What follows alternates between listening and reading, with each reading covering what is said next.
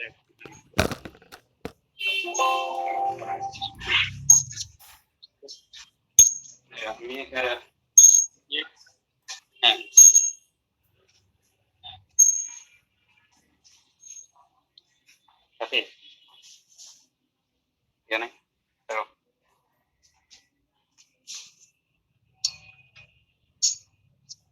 Assalamu alaikum.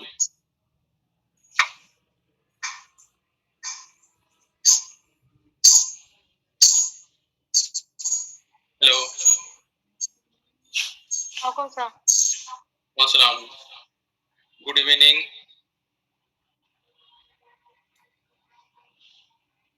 আচ্ছা, আমাদের আজকে পার্ট আমাদের আজকে আমাদের clinic scan, clinical B scan আমাদের টপিক না। সো আমি ক্লিনিক্যাল বি স্ক্যানের জাস্ট একটু ইন্ট্রোডাকশন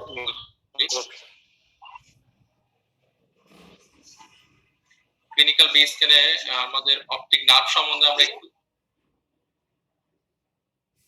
পড়া যাবো। তার আগে আমরা দেখি একটু ভাগ ভাগ করে বলতে চাই যে আমরা একটা B scan, ocular B scan করার সময় আমরা কি কি জিনিস দেখি। প্রথম আমরা অপটিক নার্ভকে স্ক্যান করি, এরপরে আমরা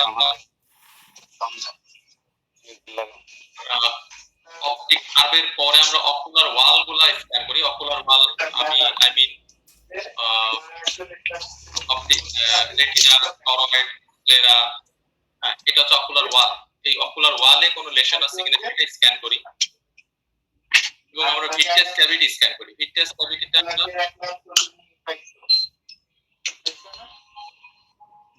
ক্যাভিটিটা আমরা দেখি যে তিন ধরনের ইকো আমরা পাই।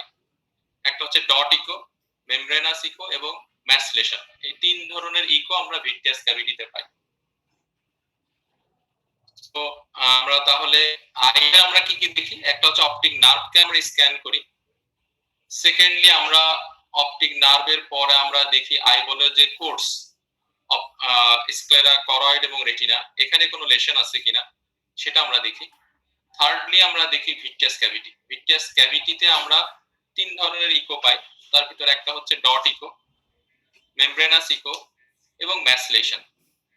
এন্ড অকেশনালি আমরা অরবিটাল লেশন স্ক্যান করি। ইউজুয়ালি আমরা অরবিটাল লেশন স্ক্যান করি না। যখন আমরা জানি যে lesion is in the orbit, then we go for the scan. But incidentally আমরা অরবিটাল লেশন দেখতে পারি। আরিয়া, আজকে আমাদের টপিক কতটা টেনে দাও তো। সো আজকে আমাদের B scan of the eye, আমাদের optic nerve lesion, optic nerve head এবং অপটিক নার্ভ বি স্ক্যান আমরা কি পাইতে পারি বা কি এক্সপেক্ট করতে পারি সেটার উপর আমরা ইনশাআল্লাহ কথা বলবো। So this is the normal echogram. This is the normal gram. This is the vitreous cavity. This is the optic nerve shadow. Optic nerve shadow. This is the posterior ocular wall. And this is the left side of the echogram. এখানে তাহলে কোথায় আমাদের প্রব হচ্ছে এখানে। So আমাদের গতকালকের lecture থেকে আমরা বুঝতে পারি দিস দ্য প্রব হচ্ছে এখানে। সো প্রবের কাছে আমরা আছে আইলিড, কর্নিয়া এবং lens. The anterior surface of the lens, this is the posterior surface of the lens. This the left part of the echogram is nearer to the left part of the echogram is nearer to the probe, and the distal part is away from the probe. Right side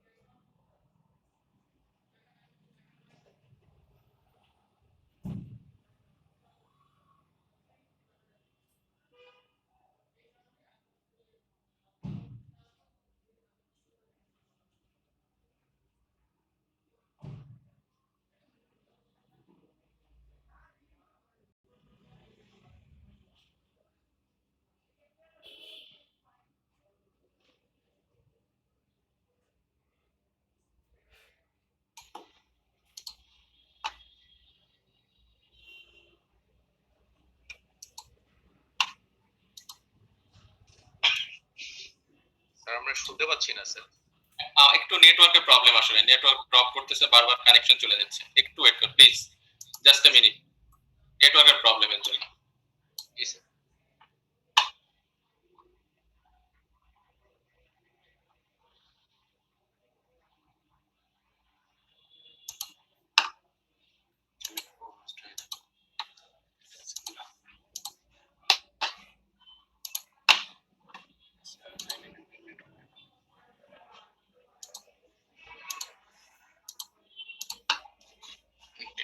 sorry, একটা নেটওয়ার্কের problem, খুব network drop করতেছে।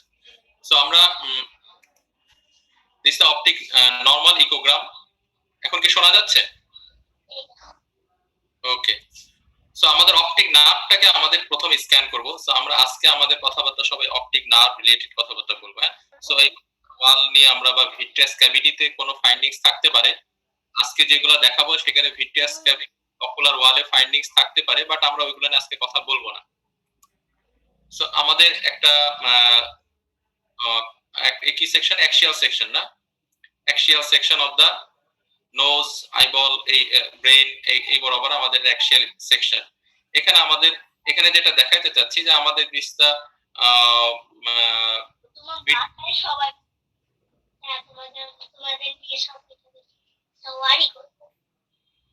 This the mid line. So আমাদের optic নার্ভটা mid লাইনের সাথে একটু angulation হয়ে থাকে, not parallel to mid line, not parallel to this line, এটা একটু অ্যাঙ্গুলেশন হয়েছে। So optic nerve is directed towards the medial side. তো এই জিনিসটা আমাদের বি স্ক্যান করার সময় মাথায় থাকতে হবে যে আমাদের এই অপটিক ক্যানেল, অপটিক নার্ভের যে ডিরেকশনটা কোন দিকে, রাইটে যখন স্ক্যান করতেছি তখন কোন দিকে, লেফটে যখন স্ক্যান করতেছি তখন আমাদের অপটিক নার্ভের এই ডিরেকশনটা খুব important to get the optic nerve in echogram. আচ্ছা, আমি যখন যে ডিরেকশনে রেখে এই যে আমাদের যে প্রব, এই প্রব যে ডিরেকশনে রেখে আমি এই লেফট অপটিক নার্ভ পাবো, ঠিক ওই ডিরেকশনে যদি রাখি তাহলে লেফট অপটিক নার্ভ, কিন্তু রাইট অপটিক নার্ভ পাবো না। তখন আমি কি পাচ্ছি, আমার শুধু ম্যাকুলা আসতেছে, অপটিক নার্ভটা কিন্তু আসবে না। দুটো ডিরেকশন মোটামুটি একই, এখানে লেফট অপটিক নার্ভ আসতেছে, এখানে কিন্তু আসবে না, কারণ এটা ডিরেকশনটা মিডিয়ালি, নট টেম্পোরালি।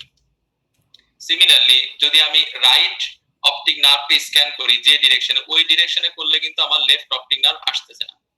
সো এই যে অপটিক নার্ভের যে ডিরেকশন, অ্যানাটমিক্যাল ডিরেকশন, হ্যাঁ, সেটা আমাদের মাথায় রাখা খুব জরুরি, যে to get the optic nerve shadow in ইকোগ্রাম।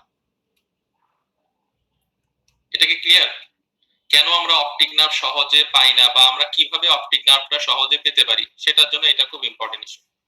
So আমার ইকোগ্রামে আমাদের এই আরেকবার বলি যে আমাদের এই অপটিক নার্ভের যে ডিরেকশন, এটা খুব ইম্পর্টেন্ট, যে আমি আমার স্ক্যানের অ্যাক্সিসটা কোন দিকে হবে। ঠিক আছে, এটা কি ক্লিয়ার হলো? আমাদের প্রথম যখন আমরা বি স্ক্যান শুরু করি তখন আমাদের সবার একই প্রবলেম হয় যে আমাদের অপটিক নার্ভ শ্যাডোটাই পাই না আমরা। সো আমাদের এটার জন্য যেটা করতে হবে, আমার এই অ্যাক্সিস, আমার ডিরেকশনটা ওইদিকে হতে হবে। সাপোজ আমি আই কে স্ক্যান করি, তাহলে আমার নোজ বরাবর স্ক্যান গেলে হবে না, আমার আই বরাবরই স্ক্যানটা যাইতে হবে। আচ্ছা, এরপর আমরা কি কি কন্ডিশন, আমরা অপটিক নার্ভের কি কি কন্ডিশন আমরা পেতে পারি, অথবা কি কি কন্ডিশনে আমরা অপটিক নার্ভ এই স্ক্যানটা করি। একটা হচ্ছে আমরা অপটিক নার্ভের ড্রুজেন বা astrocytoma of the optic nerve, next optic nerve granuloma, optic নার্ভের মেলানোসাইটোমা, প্যাপিলিডিমা, ইনফ্লামেটরি কন্ডিশন, আর retinoblastoma at or near the optic nerve head, optic nerve glioma, optic nerve sheath meningioma. So these are the common conditions যেখানে আমরা B স্ক্যানে কোনো findings পেতে পারি, বা এই findings গুলো আমরা একটা থেকে আরেকটা ডিফারেনশিয়েট করার প্রয়োজন হয়। So this is এটা একটা ফিমেল পেশেন্ট, ইয়াং ফিমেল পেশেন্টটা আসছে আমাদের রেটিনা ডিপার্টমেন্টে, যে স্যার ভীষণ কম, সাম অফ পেশেন্ট রেফার হয়েছে রেটিনা ডিপার্টমেন্টে ভীষণ কমের জন্য। আমরা এখানে দেখলাম সাম অপটিক ডিস্কের উপরে কিছু কোলাটারাস। সো আমরা যখন বি স্ক্যান করলাম তখন দেখা গেল this is the elevated optic nerve যে shadow, this optic nerve head shadow is elevated, this is the elevated part of the optic nerve head. এবং আমরা ইনসিডেন্টাল ফাইন্ডিংস দেখলাম অপটিক নার্ভে একটা টিউমার আছে। নরমালি আমরা যদি জানি বা সাসপেক্ট করি this is a case of optic nerve glioma, তাহলে আমরা this is not the ideal investigation, B scan is not the ideal investigation. এটা আমরা ইনসিডেন্টালি আমরা এটা সাসপেক্ট করলাম যে maybe there are some lesion behind the eyeball, so আমরা B scan করে দেখলাম this lesion is in the optic nerve, most likely this is a optic nerve গ্লায়োমা।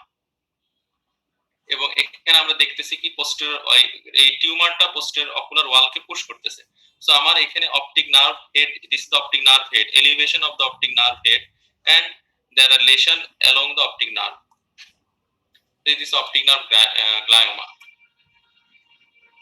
Similarly arak patient er eta another patient, so inner optic nerve some lesion is there, most likely this is optic nerve glioma or maybe meningioma.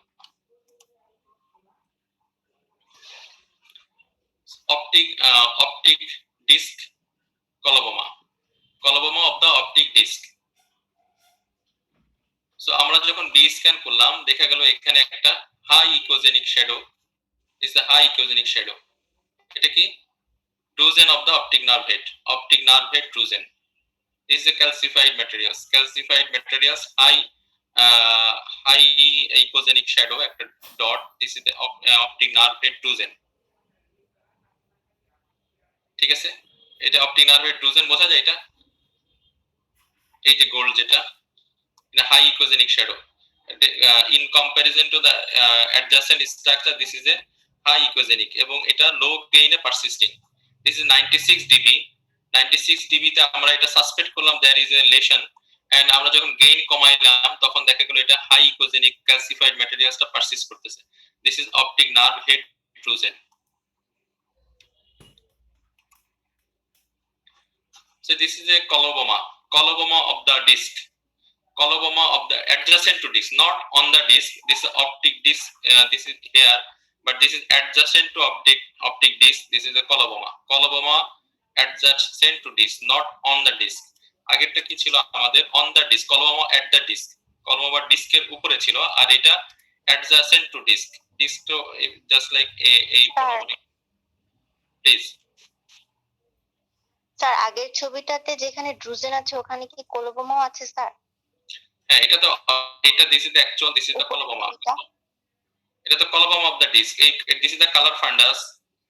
এই পেশেন্টেরই B scan করলে this is the কোলোবোমার findings and this is the coloboma findings আমরা পরে আবার details বলবো। And this is the optic nerve head drusen, so this is another কোলোবোমা।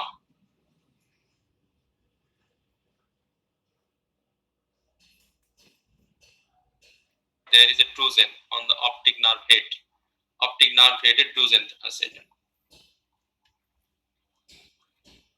এবং drusen-এর জন্য হাই স্পাইক দিবে, this is the calcified material so it reflects more sound so spike is very high. আচ্ছা এটাতে আমাদের স্কেমেটিক ড্রয়িং যে আমাদের normal একটা optic nerve head swelling, যদি আমরা এরকম একটা সুয়েলিং পাই তাহলে কি ধরনের লেশন থাকে। অপটিক নার্ভ হেডের কিছু স্কেমেটিক ড্রয়িং দেখাচ্ছি যে সো এই ছবিটা আমাদের পরে আছে আবার, দিস এটা আমরা পরে বলবো। দিস আমাদের একটা অপটিক নার্ভ হেড সুয়েলিং কয়েক রকম হয়, একটা আমরা optic nerve head this type এই ধরনের একটা সুয়েলিং পেতে পারি, এটা আমরা একটু আগে দেখাইলাম কি একটু অপটিক নার্ভ হেড সুয়েলিংটা কেমন, এটা অনেকটা এরকম সুয়েলিং না, this is a depression, central একটা depression.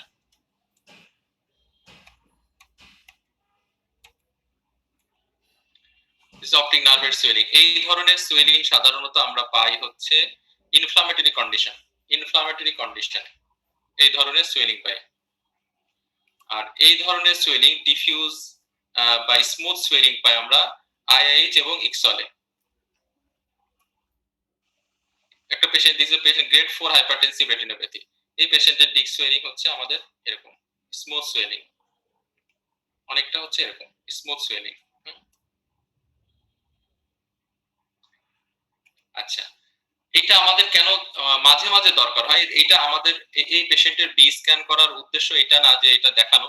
সামটাইম কনফিউশন হয় আমাদের অপটিক নার্ভ হেডে গ্রানুলোমা আছে কিনা, কোন গ্রানুলোমা আছে কিনা অপটিক নার্ভ হেডে, সামটাইমস এই কনফিউশন হয়, বা এটা কি ইনফ্লামেটরি কন্ডিশনের জন্য ডিস্ক সোয়েলিং কিনা সেটা কনফিউশন হয়, তখন আমাদের আসলে বি স্ক্যান করা লাগে। নট যে আমরা গ্রেড 4 হাইপারটেনসিভ রেটিনোপ্যাথি অথবা ইকসল বা আইআইএস ডায়াগনোসিসের জন্য আমাদের এটা দরকার তা না। মেইনলি যখন কনফিউশন হয় whether there is any granuloma at disc, এই ধরনের confusion whether this is inflammatory condition, সেটা আমাদের যখন কনফিউশন হয় তখন আমরা আসলে বি স্ক্যান করি। নট যে ডায়াগনোসিস করার জন্য এটা গ্রেড 4 হাইপারটেনসিভ রেটিনোপ্যাথি অথবা আইএইচ অথবা ইকসল, এটা ডায়াগনোসিস করার উদ্দেশ্য না। Two exclude inflammatory condition or granuloma at the optic disc, যখন আমাদের কনফিউশন নরমালি কনফিউশন হয় না বাট সামটাইমস কনফিউশন হয়, তখন আমরা এটা করে এই ডায়াগনোসিসটা করতে পারি। সো অপটিক নার্ভ হেড এভালশন কিসে হয় আমাদের? ব্লান্ট ট্রমা অথবা পেনিট্রেটিং ট্রমা। পেনিট্রেটিং ট্রমাতেও হতে পারে, হ্যাঁ, ব্লান্ট ট্রমাতে হয়, ব্লান্ট ট্রমাতেও হতে পারে সামটাইমস, বাট পেনিট্রেটিং ট্রমাতে হয় বেশি। সো অপটিক নার্ভ হেড এভালশনে আমরা কি পাবো? আমাদের এই পিছনে আর আমরা অপটিক নার্ভের কোনো শ্যাডো পাবো না।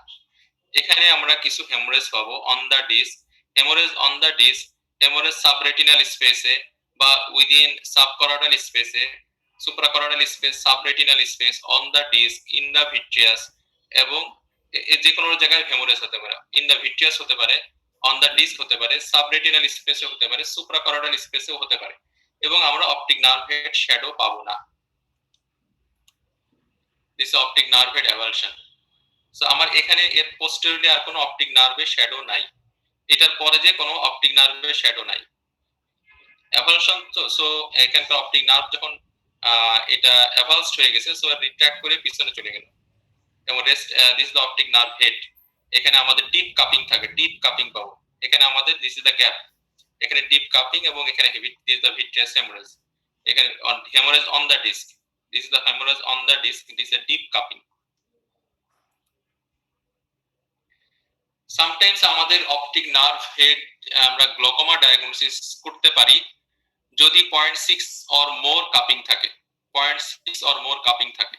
তার থেকে ইম্পর্টেন্ট ইস্যু হচ্ছে আমাদের মাথায় থাকতে হবে যে এই পেশেন্টের গ্লোকোমা থাকতে পারে কিনা, এই পেশেন্টের কাপিং বেশি থাকতে পারে কিনা। যদি মাথায় না থাকে তাহলে আমরা এই ফাইন্ডিংস বের করতে নরমালি পারি না, বা আমরা নরমালি সার্চও করি না। তো আমরা কিছু কিছু কন্ডিশন আছে, যেমন একটা কমপ্লিকেটেড ক্যাটারাক্ট, ইউভেআইটিস হয়েছে, optic nerve complicated cataract, so ফান্ডাস দেখতে পারি না। সেই ক্ষেত্রে আমাদের এই পেশেন্টের মোস্ট লাইকলি যে তার গ্লোকোমা থাকবে।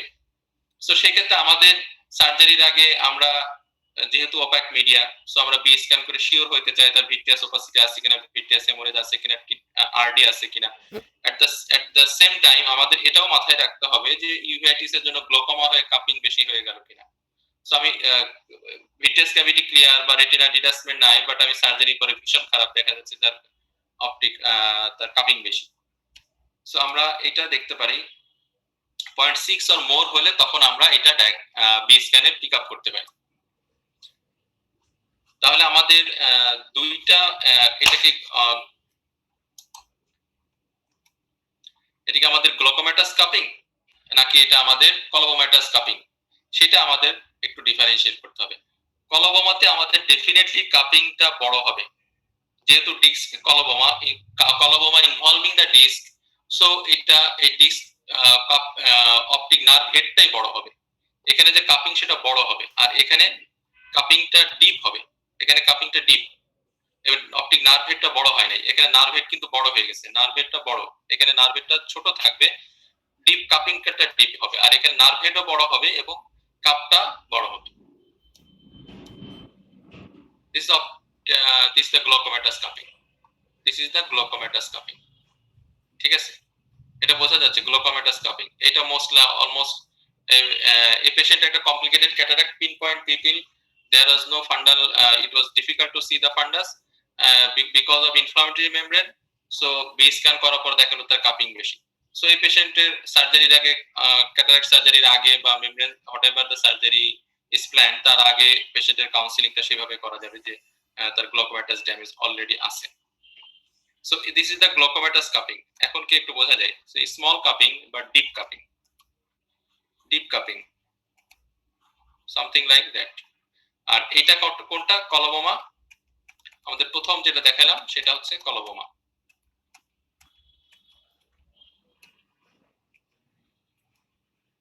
তো দিস ইজ দ্য কলোবোমা, অনেক লার্জ, অনেক বড় কাপ, অনেক বড় ডিস্ক, ডিস্ক এবং কাপ, অনেক বড় কাপ। ঠিক আছে না? এতটুকু কি বোঝা গেল? বোঝা যাচ্ছে? কেউ একটু কথা বলে দেখি। জি স্যার। ওকে, জি sir. So glaucoma, glaucomatous cupping. আর এটা অন্য আরেকটা পেশেন্টের গ্লোকোমেটাস কাপিং। আচ্ছা, এটা একটা পেশেন্ট, এখানে দিস ইজ দ্য কার্ভেচার, একটা আইবলের কার্ভেচার, এখানে এসে আবার একটু চেঞ্জ হয়ে গেছে না? এই যে কার্ভেচার, নরমাল একটা কার্ভেচার, আর এসে আবার একটা কার্ভেচার শুরু হয়ে গেল না?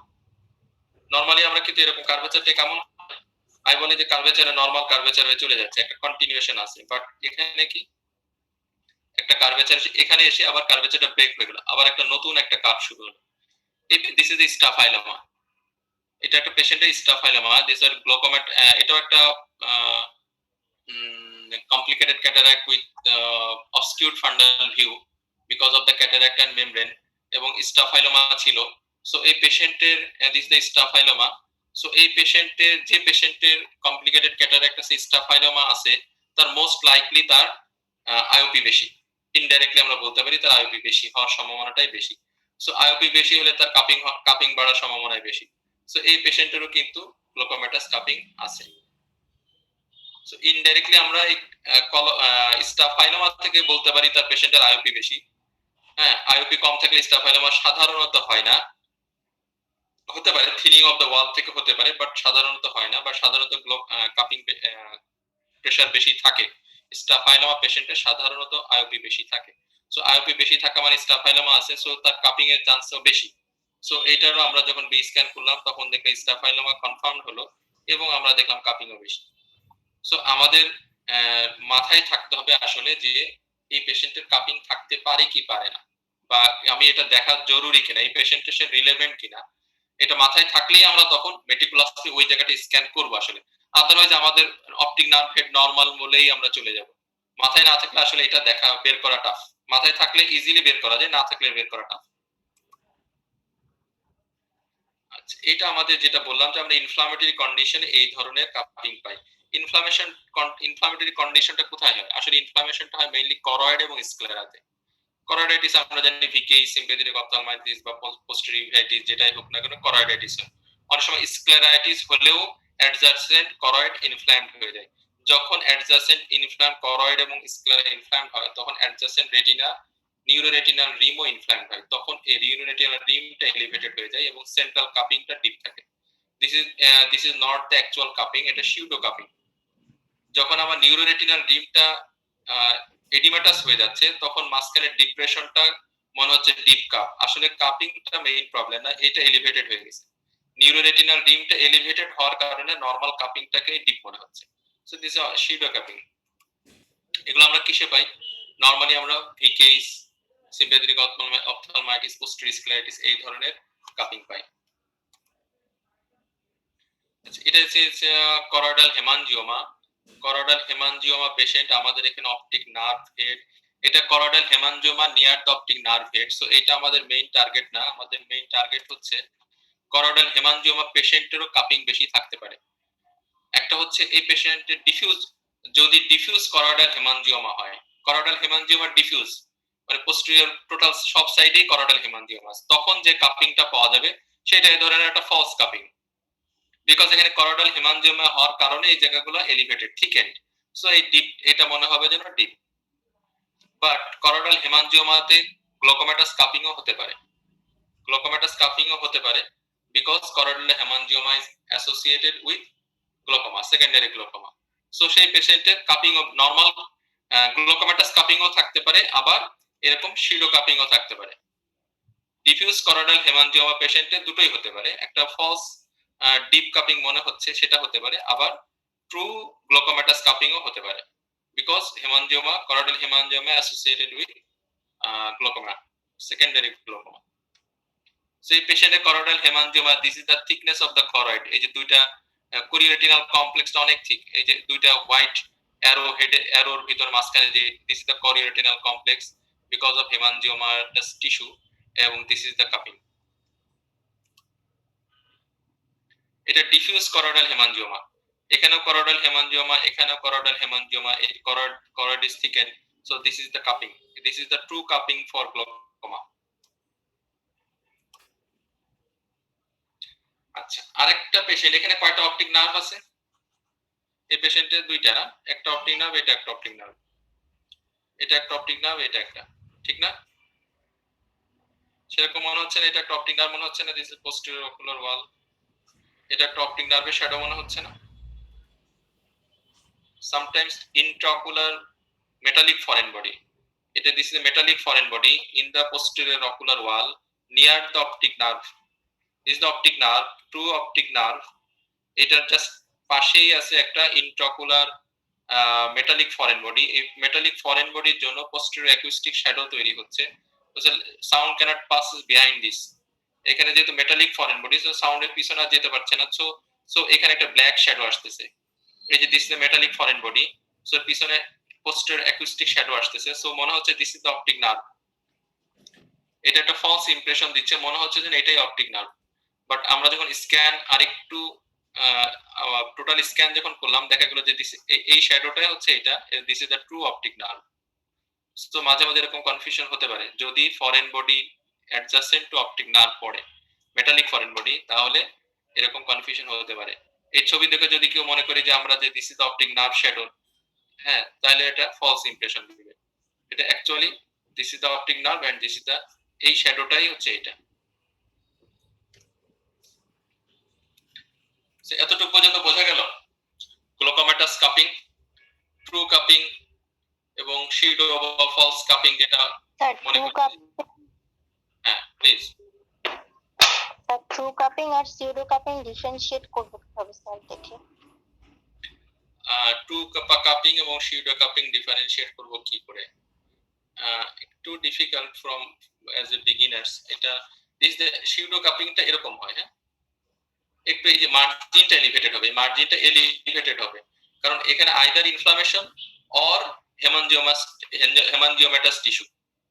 এই এখানে আমার কি আছে, আইদার ইনফ্লামেশন আছে অথবা হেমানজিওমাটাস টিস্যু আছে, যেটার কারণে নিউরোরেটিনার রিম বা অপটিক ডিস্কের পাশটা বেশি এলিভেটেড। ইনফ্লামেশনের কারণে হোক অথবা হেমানজিওমা টিস্যুর কারণে হোক, আমার কি হবে, অপটিক নার্ভ হেডের অ্যাডজাসেন্ট টিস্যুটা এলিভেটেড হবে। নট যে কাপিংটা ডিপ হচ্ছে, এখানে এই টিস্যুটা এলিভেটেড হওয়ার কারণে এটা ডিপ মনে হবে, রিলেটিভলি ডিপ মনে হবে। আর গ্লোকোমাটাস কাপিং কি হবে, এই জায়গায় এলিভেটেড হবে না, এটা তো নরমালি থাকবে, বরং এটা ট্রুলি ডিপ হয়ে যেতে থাকবে, ট্রুলি এটা ডিপ হয়ে যেতে থাকবে।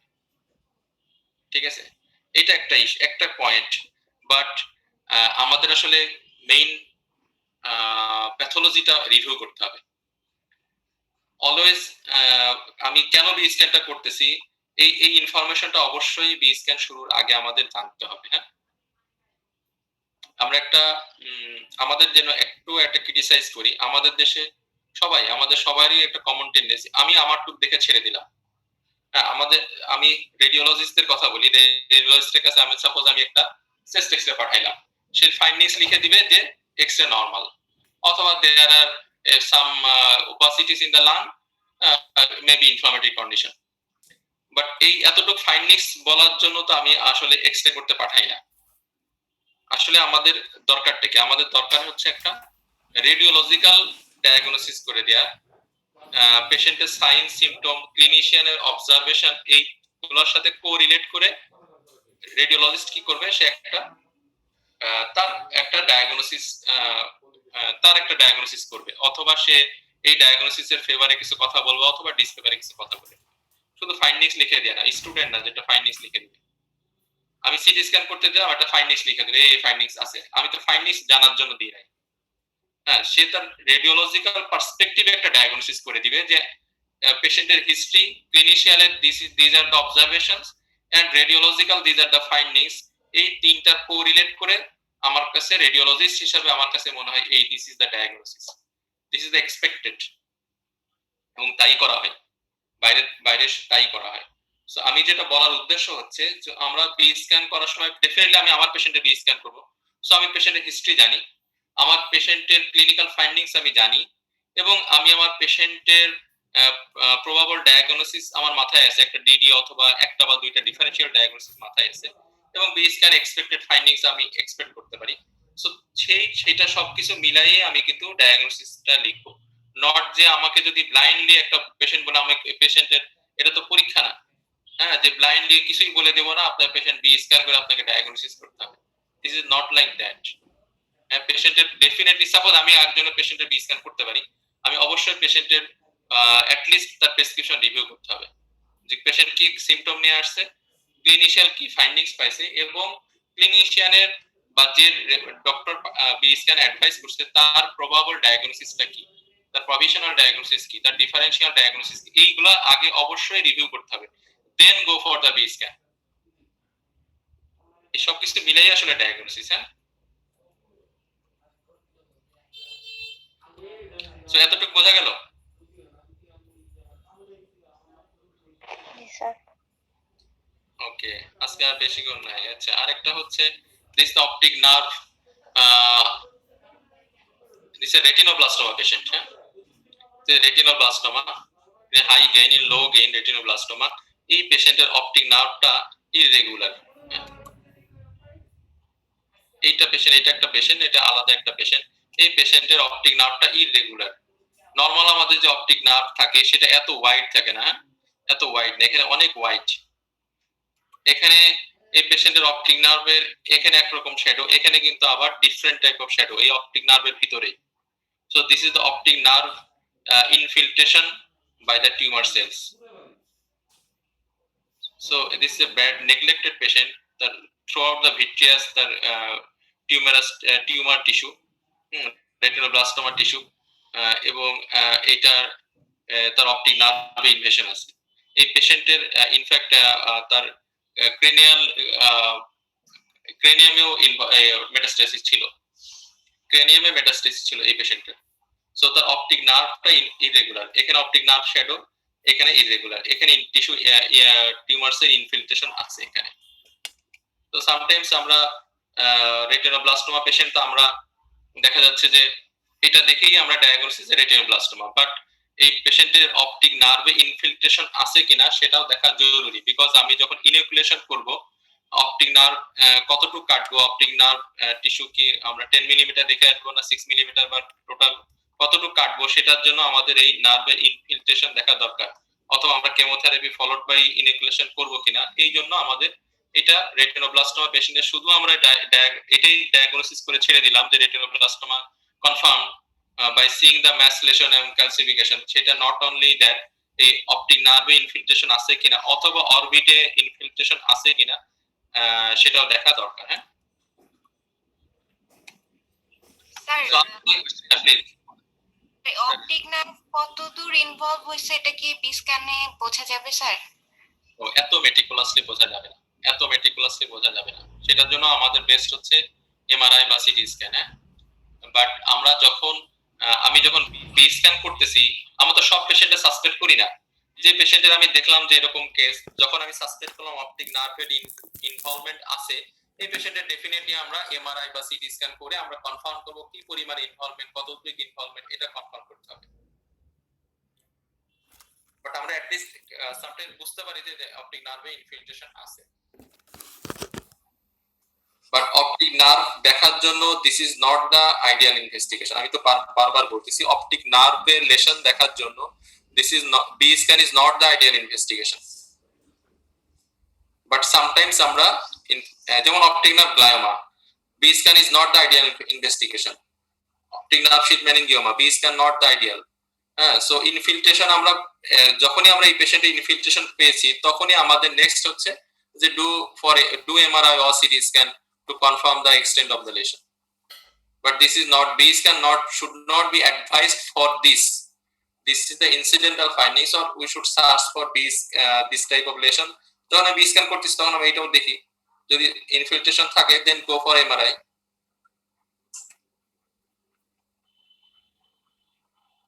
ঠিক আছে? স্যার ভিট্রিয়াস হেমোরেজ আর রেটিনোব্লাস্টোমার যে ভিট্রিয়াস সিড এই দুইটা অনেকটা কাছাকাছি মনে হয়। এটা আমাদের ডট ইকো আমাদের নেক্সট ইয়ে হচ্ছে আমাদের নেক্সট মানডে, হ্যাঁ। সো আমাদের next Monday 4th lecture on vitreous cavity. Vitreous cavity আমরা তিন ধরনের লেশন পাই, একটা হচ্ছে dot echo, membranous echo and mass lesion. So আমরা নেক্সট দিন আমাদের dot echo in vitreous cavity, dot echo in vitreous cavity, মানে ভিট্রিয়াস ক্যাভিটিতে ডট ইকো গুলো কিভাবে ডিফারেন্সিয়েট করব সেটা নিয়ে আমরা ইনশাআল্লাহ নেক্সট দিন কথা বলবো। আজকে জাস্ট আমরা কনফাইন্ড আছি ইন অপটিক নার্ভ। জি সো কনফিউশন আর কিছু স্যার প্লিজ? আসসালামু আলাইকুম স্যার। স্যার জি। একটা কোশ্চেন হচ্ছে স্যার, বি স্ক্যান দেখে তো আমরা এক্সিয়াল লেন্থ বেশি এটা স্যার আমরা বের করতে পারি। এখন এক্সিয়াল লেন্থটা due to posterior staphyloma or due to silicone oil, sir এটাকে ডিফারেন্সিয়েট করা যাবে?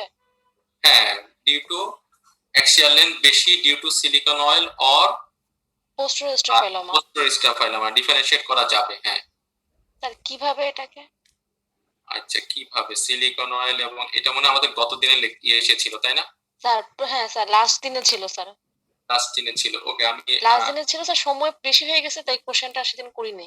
ওকে, আমি জাস্ট আমি নেক্সট ব্যাক করব। আমি আজকে এটা শেষ করে আমি ওইটার আমি অ্যানসার যাচ্ছি। আমি ওই আবার নতুন একটা ইয়ে ওপেন করতে হবে, তো আমি এটা শেষ করে দিই আজকে। এইটা নিয়ে ঠিক উপর আছে, কারণ ইয়ে আসছে কিনা সেটা বল। অপটিক নার্ভ,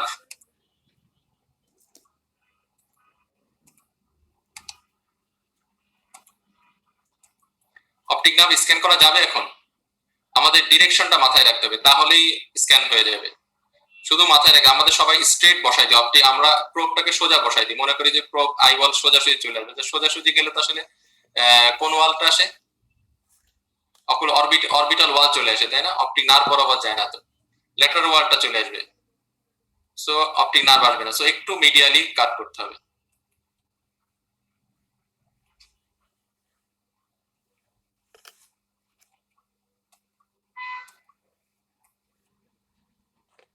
অপটিক নার্ভ ডুজেনের জন্য আমাদের বি স্ক্যান খুব ভালো ইনভেস্টিগেশন, এই কারণে যে sometime optic nerve drusen disc swelling নিয়ে প্রেজেন্ট করে, ডিস্ক সোয়েলিং নিয়ে প্রেজেন্ট করে সামটাইমস অপটিক নার্ভ ডুজেন।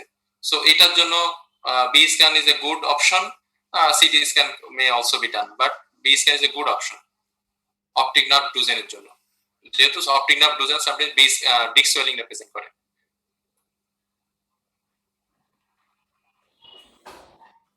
স্যার আরেকটা কোশ্চেন হচ্ছে স্যার, অপটিক নার্ভ পিট কি স্যার আইডেন্টিফাই করা যাবে? না, যাবে না। অপটিক নার্ভ পিট সো স্মল, এটা বি স্ক্যান আসবে না। আসসালামু আলাইকুম স্যার, অপটিক নার্ভ অ্যাভালশনের এইটা একটু আরেকবার বলেন। অপটিক নার্ভ অ্যাভালশন, অপটিক নার্ভের অ্যাভালশন মানে কি? আসলে ছিঁড়ে গেছে অপটিক নার্ভ, তাই না? অপটিক নার্ভ ছিঁড়ে গেছে না, কোথা থেকে ছিঁড়ে? ফিক্সড পার্ট এবং মোবাইল পার্ট। ফিক্সড পার্ট কোথায়? উইদিন দা অপটিক নার্ভ ক্যানেল, যেখানে অরবিটের সাথে অপটিক নার্ভ ক্যানেলের অপটিক নার্ভের একটা ফিক্সড পার্ট এবং একটা মোবাইল পার্ট। মোবাইল পার্ট কোনটা? উইদিন দা আইবল, আর ফিক্সড পার্ট অপটিক নার্ভ ক্যানেলের ভিতরে। So this is the site for optic nerve avulsion.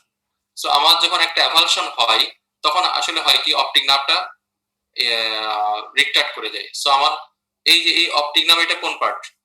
আমার পিছনে চলে গেছে নাকি সামনে রিট্রাক্ট করে সামনে চলে আসছে? সো এই লং শ্যাডোটা আর পাবো না আমরা। এই যে লং শ্যাডো কিন্তু আমরা পাবো না, এরপরে যে আর শ্যাডো পাবো না। হ্যাঁ, ভিটিএসে আমরা অপটিক নার্ভ অ্যাভালশন যেহেতু ট্রমা, সো আমরা hemorrhage on the disc, subretinal space, suprachoroidal space অথবা ইন্টারভিটিয়াস, যে কোনো জায়গায় আমরা হেমোরেজ পেতে পারি। কমনলি অন দা ডিস্ক আমরা হেমোরেজ পাই, এবং তার থেকে ইম্পর্টেন্ট ফাইন্ডিংস হচ্ছে আমরা এখানে একটা ডিপ কাপিং পাবো, আর একটা হচ্ছে এই অপটিক নার্ভ শ্যাডোটা পাবো না। আমাদের যে নরমাল অপটিক নার্ভ শ্যাডোটা আছে না, সেটা পাওয়া যাবে না, যেটা লং শ্যাডো পাই না আমরা, যেটা লং শ্যাডো পাচ্ছি, তাই না? এই যে পিছনে যে লম্বা শ্যাডো, এইটা পাওয়া যাবে না, এটা সাডেনলি নাই। এই যে এখানে কত, এই যে এখান থেকে শুরু অপটিক নার্ভ শ্যাডো, বোঝা যাচ্ছে যে এখানে অপটিক নার্ভ আছে। এটাকে এটা sorry,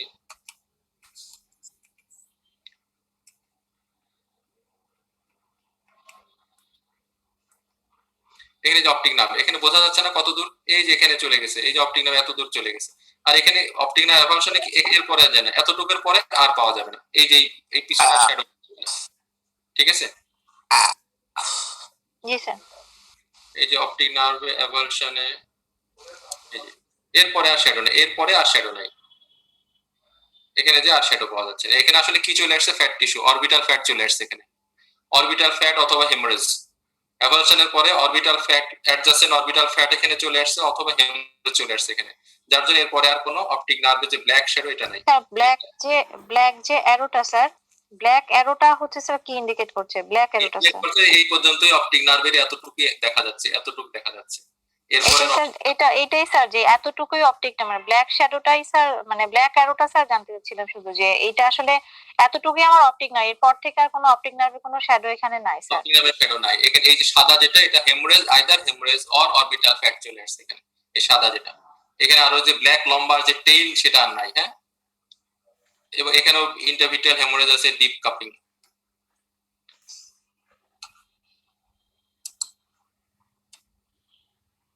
So it's a glaucoma, staphyloma and glaucoma. হেমানজিওমা পেশেন্টের সাথে গ্লকোমা অ্যাসোসিয়েটেড, ডিফিউজের সাথে ডিফিউজ করাডাল হেমানজিওমার সাথে গ্লকোমা অ্যাসোসিয়েটেড, বাট নডুলার হেমানজিওমা যেগুলা সেগুলোর সাথে ইউজুয়ালি গ্লকোমা অ্যাসোসিয়েটেড না। বাট আনফরচুনেটলি এই পেশেন্টের বোথ ডিফিউজ এবং একটা নডুলার একটা লোকালাইজড একটা নডুলার হেমানজিওমা ছিল। ঠিক আছে ওই যে স্যার এই যে হেমানজিওমার লেশনের যে এটা কি স্যার অ্যাকুস্টিক হলোনেস একটা কথা ওইদিন প্রথম ক্লাসে বলা হয়েছিল স্যার? এটা করোনাল হেমানজিওমা এখন বলবো না, এটা আমাদের লাস্ট স্টেশন। হ্যাঁ, অরবিটাল ম্যাস লেশন আমরা পরে, তখন আমরা ওখানে ডিসকাস করব। আসলে এই পেশেন্টটা ডিফিউজ করোনাল হেমানজিওমা এবং সাথে নডুল লোকালাইজড হেমানজিওমা সেটা ছিল, যার জন্য গ্লোকোমা ডেভেলপ করছে। নরমালি লোকালাইজ যেটা সেটাতে হেমানজিওমা সেটাতে গ্লোকোমা হয় না। ডিফিউজের সাথে hemangioma glaucoma associated, diffuse choroidal হেমানজিওমার সাথে glaucoma associated, but nodular localize যেটা সেটার সাথে হেমানজিওমা অ্যাসোসিয়েটেড না। আনফরচুনেটলি এই পেশেন্টের দুটোই ছিল, ভেরি রেয়ার কম্বিনেশন। সো এই জন্য গ্লোকোমা ডেভেলপ করছে। স্যার এই যে পেশেন্ট স্যার যেটা করোইডাল হেমানজিওমা দেখালেন স্যার, এটা করোইডাল মেলানোমা না কেন স্যার? আজকে আমাদের এটা না। হ্যাঁ, আজকে করোনাল হেমানজিওমা মেলানোমা এটা অকুলার ম্যাস লেশনের আন্ডারে, দিস ইজ লাস্ট ওয়ান। ঠিক আছে স্যার। হ্যাঁ, 6 ডে, ওইটা আমরা তখন ডিফারেনশিয়েট করব। আচ্ছা, এটা আরেকটা বলি, মাঝে মাঝে আমাদের দিস না metallic foreign body, sometimes drop nucleus, hard nucleus grade 3 grade 4 nucleus যখন ড্রপ করে, হ্যাঁ, তখনও কিন্তু এরকম একটা শ্যাডো আসে, তখনও একটা পোস্টেরিয়র একটা শ্যাডো আসে।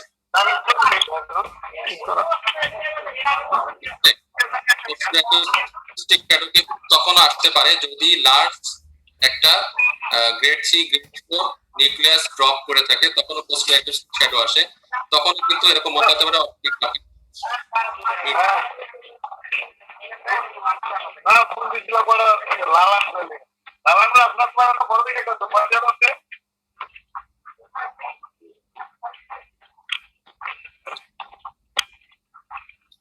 কেউ একজন আনমিউট হয়ে গেছিল, মিউট করে নিন।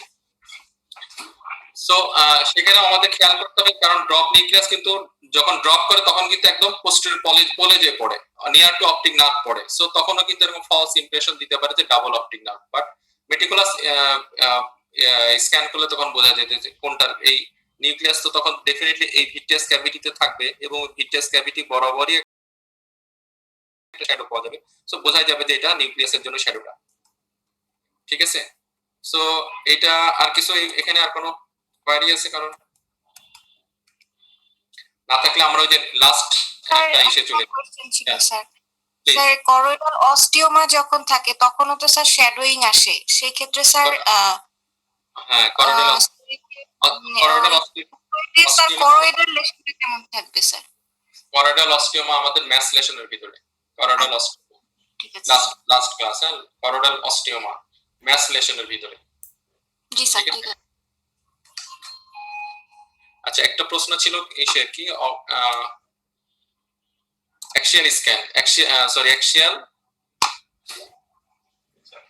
স্যার ইনক্রিজ মানে এক্সিয়াল লেন্থটা বেশি ডিউ টু পোস্টেরিয়র স্টাফাইলোমা অর আচ্ছা সিলিকন অয়েল। এটা থেকে এক্সিট করে আমাদের গত দিনের ওইটা দেখতে দিই, গত সেকেন্ড লিস্টে যাও তো একটু।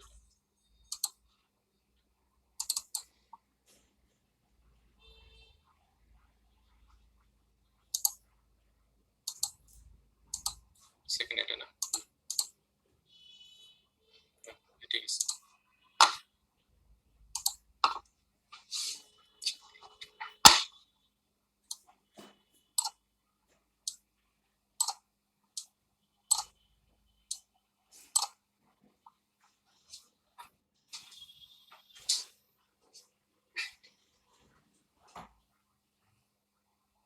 এটা আমাদের মানে ফার্স্ট ক্লাসে ছিল, সেকেন্ড ক্লাস না না, ফার্স্ট ক্লাসে যাও। অ্যাকশন অ্যাকশন ফার্স্ট ক্লাসে যাও।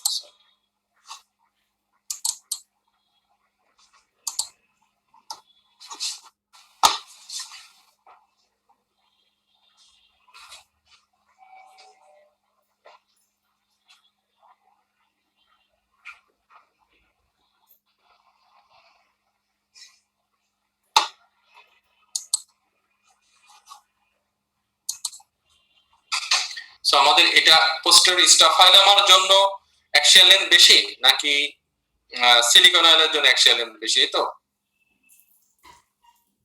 জি স্যার। ওকে। সো আমাদের প্রথমে কি জানতে হবে? প্রথমে পেশেন্টের হিস্ট্রিটা জানতে হবে, তাই না? পেশেন্টের অপারেশন হয়েছে কিনা, একটা হিস্ট্রি জানতে হবে পেশেন্টের অপারেশন হয়েছে কিনা। পেশেন্টের অপারেশন হয়ে থাকলে কি ধরনের অপারেশন হয়েছে সেটা জানতে হবে। ক্লিনিক্যাল ফাইন্ডিংস এর মধ্যেও কিছুটা ফাইন্ডিংস থাকবে যে সিলিকন অয়েল ফিল্ড আই আছে কিনা অথবা সার্জারির কোনো সাইন আছে কিনা, এগুলো দেখা যাবে, তাই না? সো এখান থেকে আমরা একটা ক্লু পাইলাম একটা। আর পোস্টেরিয়র স্টাফাইলামা কাদের হবে? একটা হচ্ছে হাই মায়োপিক পেশেন্ট, তার পোস্টেরিয়র স্টাফাইলামা হবে। সো তার একটা রেকর্ড থাকবে যে পেশেন্ট ইজ হাই মায়োপিক, অথবা পেশেন্টের রিফ্রাক্টিভ ইরোর থেকে আমরা একটা হাই মায়োপিয়ার একটা ইয়ে পাবো, অথবা অনেক সময় ট্রমার কারণে স্টাফাইলামা হতে পারে বা কোনো ইনফ্লামেটরি কন্ডিশনের কারণে পোস্টেরিয়র স্টাফাইলামা হতে পারে, সেটা আমরা একটা রেকর্ড পাবো।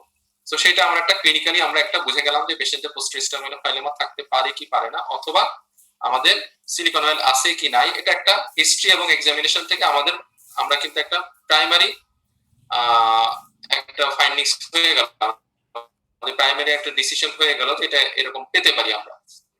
এরপরে যেটা এখানে এই জায়গাটা কেমন পুরো স্মুথ, তাই না? এটা হচ্ছে এই কার্ভেচারটা কি খুব অ্যাকুইট কার্ভেচার আছে এখানে, কিন্তু খুব অ্যাকুইট কার্ভেচার না, এটা একটা নরমাল স্লোলি স্লপিং কার্ভেচার। হ্যাঁ, এটা স্লোলি, এটা হচ্ছে পোস্ট সিলিকন অয়েলের পোস্টেরিয়র সারফেস, আর this is the retinal surface. এটা হচ্ছে সিলিকন অয়েলের পোস্টেরিয়র সারফেস। এখানে অ্যাকুয়াস, এতটুকুর ভিতরে কিন্তু অ্যাকুয়াস, আর এখানে হচ্ছে পোস্ট রেটিনাল সারফেস। এখানে হচ্ছে দিস ইজ দ্য সিলিকন অয়েলের surface, this is the arrow head and long arrow হচ্ছে this the retinal surface. So এটা কোনোটাই কিন্তু অ্যাকুইট কার্ভেচার না, কোনোটা অ্যাকুইট কার্ভেচার নাই কিন্তু। হ্যাঁ, সো যেটা হয় বাট পোস্টেরিয়র স্টাফাইলোমাতে যেটা হয় এখানে এসে কিন্তু একটা অ্যাকুইট কার্ভেচার শুরু হয়, এবং সেটা খুব গ্র্যাজুয়াল না, অ্যাকুইট সাডেন একটা কার্ভেচারটা শুরু হয়। যেমন আজকের একটা দেখাইছি যে অ্যান্ট্রি স্টাফাইলোমা কেমন একটা অ্যাঙ্গুলেশন তৈরি হয় নরমাল কার্ভেচারের সাথে, যেখানে এসে যে পজিশনে এসে স্টাফাইলোমাটা শুরু হয় সেখানে একটা মার্কিং ডিমার্কেশন একটা মার্কিং থাকে যে এই জায়গায় এসে কার্ভেচারটা চেঞ্জ হয়ে গেল। ঠিক আছে, আগে আজকে ছবিটার কথা মনে আছে যে অ্যান্ট্রি স্টাফাইলোমা যে ছবি দেখালাম যে গ্লোকোমা কাপিং ছিল, সেখানে কিন্তু একটা মার্কিং ছিল, একটা পয়েন্ট ছিল যে এই পয়েন্টে এসে কার্ভেচার চেঞ্জ হয়ে গেল। বাট সিলিকন অয়েলের ক্ষেত্রে সেরকম কোনো কার্ভেচার থাকে না। ঠিক আছে, এটা একটা ইম্পর্টেন্ট ফাইন্ডিংস। নাম্বার 2 হচ্ছে সিলিকন অয়েলের আমরা অনেক সময় পোস্টেরিয়র সারফেসটা পাই এরকম, এই যে পোস্টেরিয়র সারফেসটা যদি সিলিকন অয়েল আন্ডার ফিল্ড থাকে, কম থাকে, মানে ভলিউম টোটাল ভলিউম থেকে যদি সিলিকন অয়েল কম থাকে, তখন আমাদের এরকম পোস্টেরিয়র সারফেসটা সিলিকন অয়েলের পোস্টেরিয়র সারফেস আমরা পেতে পারি। সো মেইনলি আমাদের এই কার্ভেচারটা খেয়াল করতে হবে। এই যে কার্ভেচারটা স্মুথ কার্ভেচার, কোনো অ্যাকুইট কোনো অ্যাঙ্গুলেশন নাই। বাট স্টাফাইলোমা হলে আমাদের যেখানে এসে কার্ভেচারটা চেঞ্জ হয়ে যায়, যেখান থেকে স্টাফাইলোমাটা শুরু হয় সেখানে আমরা একটা মার্কিং পাই, সেই একটা ডিমার্কেশন লাইন মতো পাই যে এখানে এসে কার্ভেচারটা চেঞ্জ হলো। এইটাই মেইনলি ইয়ে হবে, ফাইন্ডিংস। ঠিক আছে, স্যার এখানে মার্কিং এন্টেরিয়র স্টেফাইলার মধ্যে মার্কিং তো সামনের দিকে ছিল, পোস্টেরিয়র স্টেফাইলার মধ্যে স্যার মার্কিংটা কোন দিকে থাকবে? পোস্টেরিয়র থাকবে। পোস্টেরিয়রলি সাপোজ এখান থেকে পিছন দিকে যাবে, এখানে এসে এরপর পিছন দিকে মার্কিং চলে যাবে কার্ভেচারটা।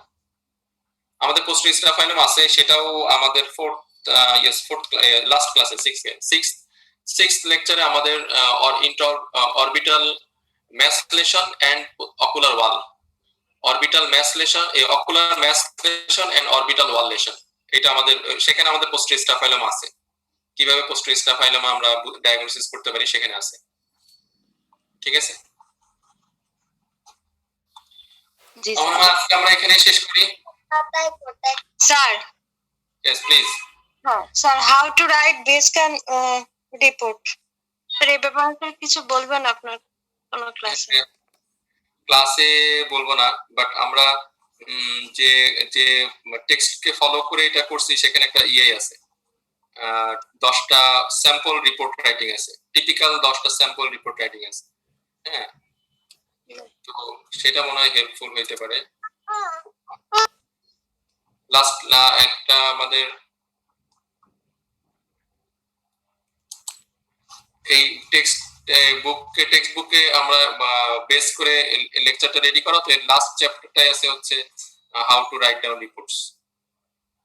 10টা 12টা আমাদের টিপিক্যাল রিপোর্ট টিপিক্যাল এবং common, typical and common B scan findings লেশনের ডেসক্রিপশন দেয়া আছে। সো আমাদের নেক্সট হচ্ছে ইনশাআল্লাহ next Monday dot echo in vitreous cavity, next Tuesday membranous echo, and last day mass lesion and ocular wall। আমরা আজকে এখানেই শেষ করি। হ্যাঁ, কারো কোনো প্রশ্ন আছে আজকে? আর